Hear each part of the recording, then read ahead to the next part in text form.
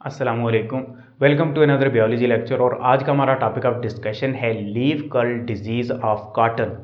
जैसा कि डिजीज़ के नाम से जाहिर है कि ये एक ऐसी डिजीज़ है जो कॉटन के पौधों में अकर होती है। कॉटन यानी कपास के पौधों में अकर होती है और इसमें कपास के जो पौधों के पत्ते हैं, जो लीफ हैं, वो कर्ल होना शुरू हो जाते हैं, वो मुड़ना शुरू हो जाते हैं, या ऊपर की जानब मुड़ते हैं या नीचे की जानब मुड़ना शुरू हो जाते हैं। So it is a viral disease. Virus का चैप्टर चल रहा है तो ये वायरल डिजीज़ है, वायरस की वजह से काज होती है। It is a viral disease in which cotton leaves grows in coils or spiral, यानी कर्ल होना शुरू हो जाते हैं, जो मैं अभी आपको बता चुका हूँ। ये जो डिजीज़ है ये काज होती है बाय जीनस बिगोमो वायरसेस। बिगोमो वायरसेस जो बहुत सारी उनकी स्पीशीज़ होती हैं। जीनस मैंने इसलिए लिखा है कि जीनस बड़ी क्लास है, इसके अंदर फिर बहुत सारी स्पीशीज़ आ जाती हैं। तो जीनस बिगोमो वायरसेस के जो वायरस होते हैं वो इस डिज़ीज़ को काज कर सकते हैं। ओके, बिगोमो वायरसेस जो हैं वो बिलोंग करते हैं to the family Geminiviridae. ये आप एमसीक्यूज़ के लिए याद रख लीजिएगा। The virus particles are non enveloped having DNA with icosahedral capsid. ये जो वायरसेस बिगोमो वायरसेस होते हैं ये नॉन इन्वेलप्ड वायरस होते हैं, इनके ऊपर इन्वेलप नहीं होता और इनका जो जेनेटिक मटेरियल है वो डीएनए होता है और इनके ऊपर जो कैप्सिड है उसकी शेप इकोसाहेड्रल होती है। और इकोसाहेड्रल आप अच्छी तरीके से जानते होंगे, जिसकी 20 साइड्स होती हैं, उस शेप को इकोसाहेड्रल बोलते हैं।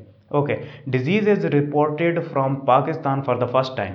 ये जो leaf curl disease of cotton है ये फर्स्ट टाइम पाकिस्तान से रिपोर्ट हुई थी, I think back in to from 1980 to 1990, इस एरिया में कहीं पर ये इस टाइम पे ये रिपोर्ट हुई थी पाकिस्तान से। एनीवे, ट्रांसमिशन यानी इसकी ट्रांसमिशन एक प्लांट से दूसरे प्लांट में कैसे होती है, क्योंकि ये वायरल डिजीज़ है तो वायरस एक जगह से दूसरी जगह कैसे ट्रांसमिट होगा प्लांट्स में, और स्पेशली ये जो leaf curl disease of cotton है वो देखते हैं। It is transmitted from one plant to another plant cotton by the white fly. एक वाइट फ्लाई होती है, स्पेसिफिक टाइप की मक्खी होती है जो पौधों के ऊपर अपने अंडे भी देती है, अपनी जर्मिनेशन सारा कुछ जो है पौधों पर डिपेंडेंट होती है। वो वाइट फ्लाई के ज़रिए ये वायरस एक प्लांट से दूसरे प्लांट में मूव करता है। क्या होता है कि वाइट फ्लाई एक प्लांट पर बैठती है, वो प्लांट अगर इन्फेक्टेड हुआ है बिगोमो वायरसेस से तो वो वायरस वाइट फ्लाई के साथ अटैच हो जाता है। अब वाइट फ्लाई दूसरे प्लांट पर जाकर बैठेगी तो दूसरे प्लांट में भी वो वायरस एंटर हो जाता है। इस तरीके से होल कॉलोनी जो है प्लांट्स की वो डिस्ट्रॉय हो जाती है डिजीज़ की वजह से। और वाइट फ्लाई का जो साइंटिफिक नेम है उसे बेमिसिया टेबेकी कहा जाता है, ये आप सर्च कर सकते हैं। इंक्यूबेशन पीरियड यानी डिजीज़ के सिम्टम शो होने तक जो टाइम है वो कितना होता है, 2 to 3 वीक्स। वायरस एंटर होने के 2 से 3 वीक के बाद सिम्टम अपीयर होना शुरू हो जाते हैं। ओके, सिम्टम्स देखते हैं कि सिम्टम्स कैसे होते हैं इस डिज़ीज़ में, यानी प्लांट में क्या फ़र्क नज़र आता है। Leaf begins to curl. सबसे पहला सिम्टम तो ये है कि जो कॉटन के पत्ते हैं वो कर्ल होना, मुड़ना शुरू हो जाते हैं, या ऊपर की जानब या नीचे की जानब ये मुड़ना शुरू हो जाते हैं। डार्कन वैन्स, इनकी जो वैन्स हैं यहाँ पर आप देख पा रहे होंगे, ये वैन्स जो हैं ये डार्क होना शुरू हो जाती हैं। फिर क्या होता है, वैन स्वेलिंग, ये वैन्स स्वेल हो जाती है, मोटी हो जाती हैं। ठीक है, नॉर्मल पौधे के मुकाबले में ये वैन्स मोटी होती हैं। इनेशन, इनेशन एक ऐसा फिनोमेना होता है जिसमें प्लांट के पत्तों या प्लांट के तनों से एक एक्स्ट्रा आउट ग्रोथ निकलना शुरू हो जाती है। जैसे यहाँ पर आप पिक्चर में देख पा रहे होंगे कि पत्ते के नीचे वाली साइड से एक और पत्ता निकलता हुआ आपको नज़र आ रहा है। इस कंडीशन को इनेशन बोलते हैं। सो ये सारे सिम्टम्स होते हैं leaf curl disease of cotton के, और इसकी वजह से फिर प्लांट का जो कॉटन का जो प्लांट है उसकी ग्रोथ स्टंटेड हो जाती है, रुक जाती है यानी, और पत्ते ज़्यादा बड़े नहीं हो पाते, और ग्रोथ स्टंट होगी तो डेफिनेटली आपको प्रोडक्शन बहुत कम मिलेगी। ओके, ट्रीटमेंट एंड प्रिवेंशन की तरफ चलते हैं। Use natural oil spray.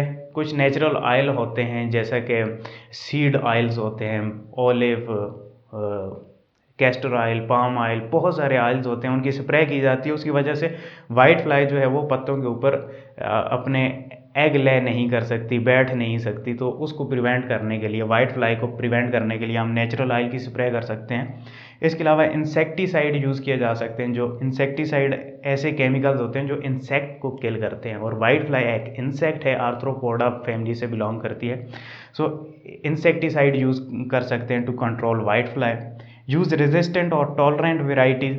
कपास की कुछ ऐसी वैरायटीज़ भी हैं जो कि रेजिस्टेंस होती हैं, यानी टॉलरेंट होती हैं, यानी उनके अंदर वायरस एंटर भी हो जाए तो वायरस जो है डिजीज़ काज नहीं कर सकता, तो हम ऐसी वेराइटीज़ इंट्रोड्यूस कर सकते हैं। Do not plant cotton near tomato और other crops susceptible to white fly. ऐसे और क्रॉप्स उस एरिया में ना लगाएं कॉटन के इर्द गिर्द जिनके ऊपर वाइट फ्लाई आकर बैठती है, क्योंकि टोमेटो जैसे एक प्लांट एक की एग्जांपल है, टोमेटो के ऊपर भी वाइट फ्लाई आकर बैठती है और इसमें भी वायरस एंटर हो सकता है। बिगोमा वायरस टोमेटो के अंदर भी डिजीज़ काज करते हैं, जिसे yellow leaf curl disease of tomato बोलते हैं। सो अगर ऐसी क्रॉप है, अगर आपने एक क्रॉप को कंट्रोल कर भी लिया तो दूसरी क्रॉप से वाइट फ्लाई आकर बैठना शुरू हो जाएंगे और डिजीज़ ट्रांसमिट हो सकती है। सो ऐसी क्रॉप्स नज़दीक नहीं लगानी चाहिए जिनके ऊपर वाइट फ्लाई आकर बैठती है।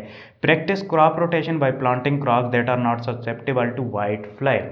ऐसी क्रॉप, अच्छा, practice crop rotation. Crop rotation का मतलब ये है कि इस साल आपने कपास की फसल लगाई है तो अगले साल आप कॉटन की जगह कोई और ऐसी फसल लगाएं जिसके ऊपर वाइट फ्लाई आकर नहीं बैठती, यानी वाइट फ्लाई उस पौधे से अपनी न्यूट्रिशन नहीं लेती। सो क्या होता है कि वाइट फ्लाई की जो कम्युनिटी है, पॉपुलेशन है, वो ख़त्म हो जाती है या कहीं और चली जाती है। सो नेक्स्ट ईयर जब आप कॉटन की फसल लगाएंगे तो उससे क्या होगा कि कॉटन की ग्रोथ अच्छे से होगी, क्योंकि वहाँ तक वाइट फ्लाई की रसाई आसानी से नहीं होगी। सो होपफुली आपको मेरा ये लेक्चर समझ में आया होगा। नेक्स्ट लेक्चर तक के लिए मुझे इजाज़त दें। शुक्रिया, अल्लाह हाफिज़।